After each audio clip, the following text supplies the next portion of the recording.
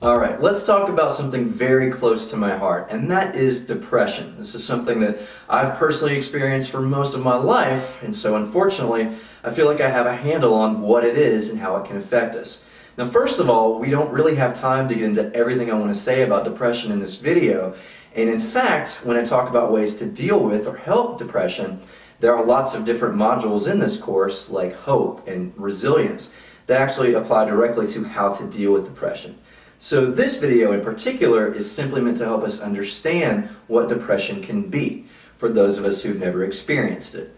First, I want to make the distinction between being depressed and having major depression or some type of depressive illness as a diagnosis. We all can feel depressed sometimes, particularly if we've had something negative happen in our lives. We've gone through a breakup, we've been fired from a job, we've lost a loved one. So feeling depressed is a feeling that almost all of us can relate to. That's not the same thing as having clinical depression, which is more chronic, usually more severe, and isn't always tied to some extenuating life circumstance. But again, this module is about helping us understand what depression feels like. So everything I say can actually be symptomatic of a depressive disorder, or it can be symptomatic of someone who's just depressed in their lives. Not to say just depressed, because again, that episode can be just as devastating as what some people have to deal with for long periods of time. So the first thing I want to talk about are the different types of symptoms related to depression. I'm going to go through physical symptoms, emotional symptoms, and cognitive or thought symptoms. So we'll start with the physical ones. A lot of people are surprised that depression can have a dramatic physical impact, but it absolutely can. Sometimes people with depression report more aches and pains. It can be that they're experiencing them more, but it also can be that they're focusing on them more. And we'll talk about that just a little bit later. The second is a lack of energy, and so we sometimes feel very lethargic. That can prevent us from doing things we enjoy. It can prevent us from taking part in things in life that would actually make us happy. So that lack of energy can be pretty impactful. And then the next two are actually a little bit related in terms of how they can affect us. Some people experience an increase in the amount that they eat. Some people experience a decrease in the amount they eat. So a change in hunger is one of those physical characteristics of depression. The same is true for sleeping. Some people sleep more, some people sleep less when they're depressed. So again, you're really looking for a physical change in the way that someone is typically behaving. All of that can be negative if you're not eating enough to remain healthy, or you're eating too much, or you're sleeping too much, or you're not sleeping at all. Any of those extremes can be negative. So those are the physical symptoms I want you to be familiar with. Aches and pains, low energy, and then changes in hunger and changes in sleep. In terms of the emotional impact of depression, the obvious emotion that we attach to this is sadness. And sadness is a lack of happiness, for lack of a better word. But it can also involve other words that when you felt depression, you really connect with the way these words can make you feel. So we have sadness, but we also have emptiness, this feeling of nothingness, that there's nothing going on in our lives, or there's nothing going on.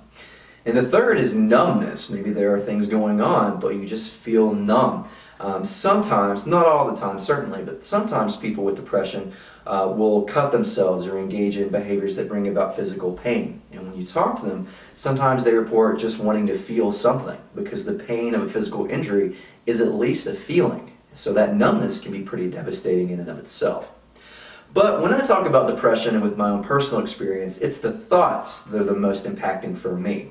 And so once again, I've looked through my musical catalog, I've thought a lot about my life, and I want to share 7 thought processes associated with depression that I can personally speak to. The first is what we call selective attention on the negativity of our present. So in other words, you're just focusing on the badness in your life. Maybe your job is really tough and you're having depression as a result, but all of a sudden you start viewing everything in your life as negative.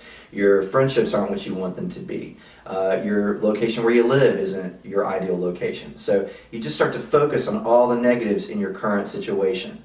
But depression doesn't just stop there. It also assaults all parts of your timeline.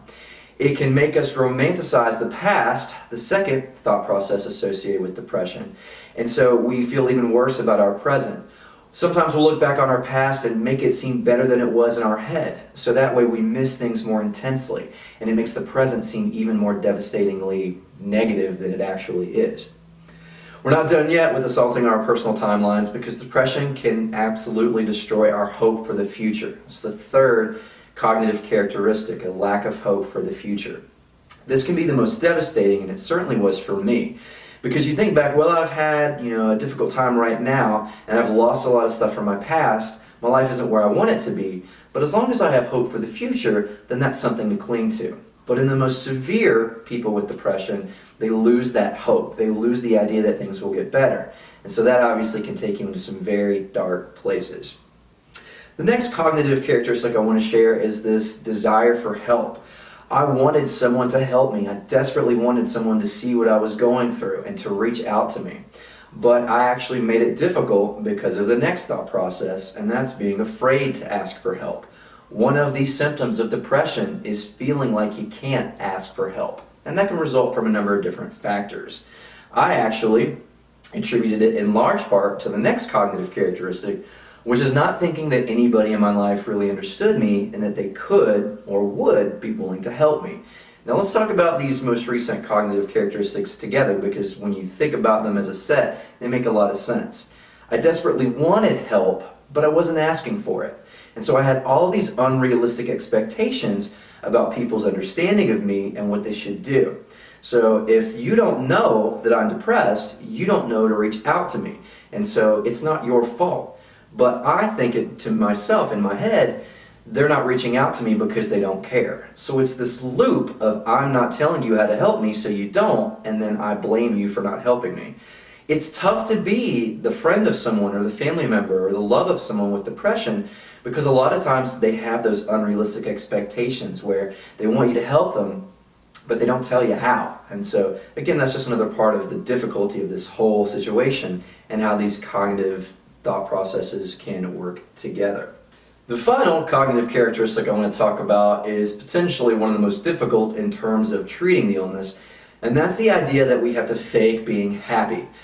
Society sometimes can view depression as a weakness, and sometimes we're given the message that we shouldn't talk about those negative feelings. And so if we don't think anybody will help us, and we don't think we should talk about them, then a lot of the time we're left with this idea that we should pretend to be some way that we're not and to fake happiness. Unfortunately, a lot of comedians over the last few years have taken their own lives. And humor is certainly a defense mechanism for depression, but sometimes we use it as a mask to deal with what we're actually dealing with inside. So sometimes people who lose a loved one to suicide or find out someone they love has depression will say, I had no idea. That's because people can be really good at faking it. I was a very hopefully humorous person, and I tried to make people laugh all of the time in a way to mask my depression. So when I finally opened up about it, a lot of people were stunned. They had absolutely no idea. So you just can't always tell who's experiencing depression, and that's another hopefully important message that you take away from this. So hopefully this has helped you understand what depression can feel like and what it can do to your body and your thoughts. But let me stress that some of the other modules will hopefully help you feel better about life in general, maybe give you some hope, maybe give you some positivity. But depression as an illness is a very serious thing, and nothing I say or no song you listen to will be a substitute for treatment. So to understand more about depression, you can check out the National Institute of Mental Health at nimh.nih.gov. And for more information about depression specifically, as well as a resource on how to find therapists near you, you can check out adaa.org/finding-help. That's adaa.org/finding-help. And of course, if depression has taken you to a place where you have suicidal thoughts and you just need someone to talk to, please call the National Suicide Prevention Hotline. They're open 24 hours a day, and you can reach them at 1-800-273-8255. Depression can be a very difficult and very debilitating thing, and I'm very grateful to music, but also to the people in my life who are receptive to me talking about my feelings and sharing my feelings through music. So I hope that in this video and in our class, we're able to combine this information with some really moving music that helps us understand where people with depression can come from, and then try to be able to help them the best that we can.